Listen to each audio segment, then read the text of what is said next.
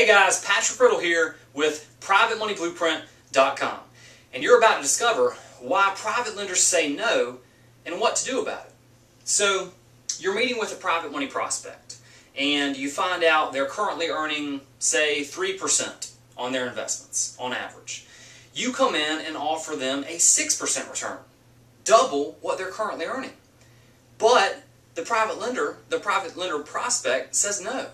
Why is that? So I've got a question for you.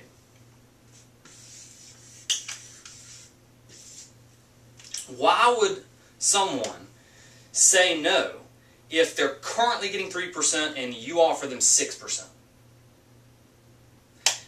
What it comes down to is they simply don't believe you're going to do what you say you're going to do. That's it. It's a credibility, it's a trust issue. Because if they trusted you 100%, that you would pay a 6% return, that's easy math. That's double what they're currently earning.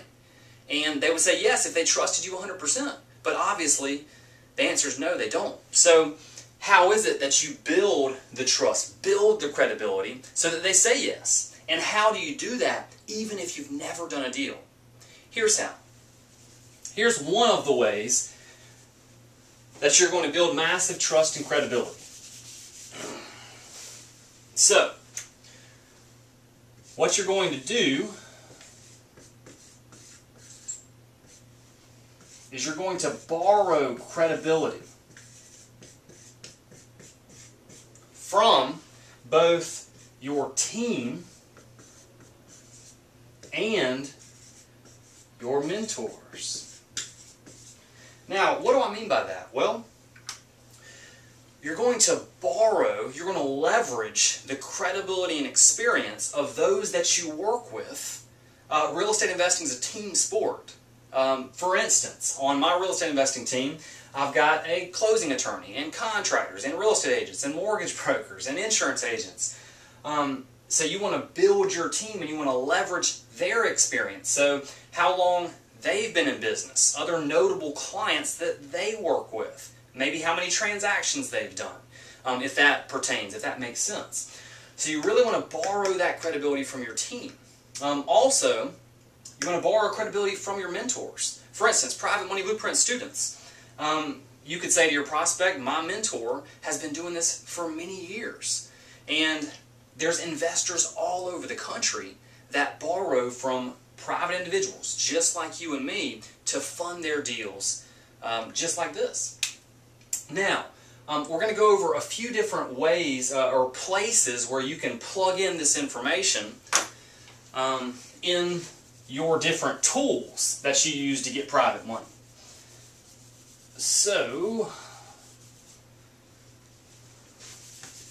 alright, so here's a few places that you're going to plug this information in. For instance, in your private lender PowerPoint presentation.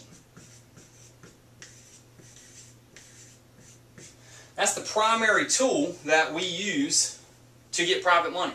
That's where you sit down with the prospect, take them through that formal sales process, and what you'll want to do is you'll want to plug in your team's experience and whatnot in your private lender PowerPoint presentation. So you may have a slide that introduces your title company or closing attorney.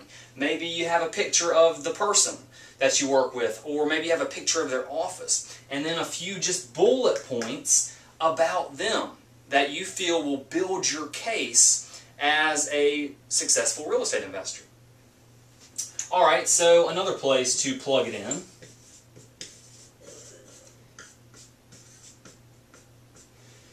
is your website. As a Private Money Blueprint student, you get a private money getting website that's specifically geared towards the kind of prospects, people who are not happy with their current returns in their investments. So on your website, you can have a page all about your team. And again, you're plugging in the different members of your team and their experience and their bullet points that will help build that case, that since they're credible, you're credible. Since they're trusted by the community, you can be as well. Let's see, another place you can plug it in is your credibility kit.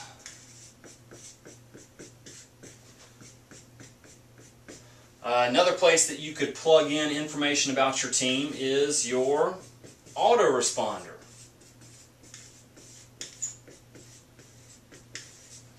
So when someone goes to your website and downloads the free report on private lending, then they're placed in your autoresponder series. So then on a regular basis they receive emails from you. Well, within the emails you could put testimonials, you could put different information about your team. You could point them back to your website, to the page where you have your team outlined and whatnot. So you can have the autoresponder point back to the website, and each builds on each other. Another place that you could plug in information about your team is in a newsletter. Maybe you do a monthly or quarterly e-newsletter. Very easy to do. And you just plug in information. Maybe you highlight one team member with each issue. So every month you highlight a different one of your team members that you work with. That's huge.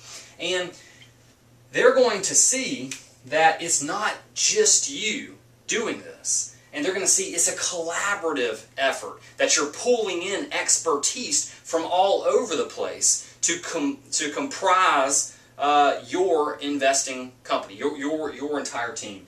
And that's going to build big-time credibility and trust, even if you've never done a deal. So, take this information, put it to use for you, and let us know how it works out. Patrick Riddle with PrivateMoneyBlueprint.com. We'll see you next time.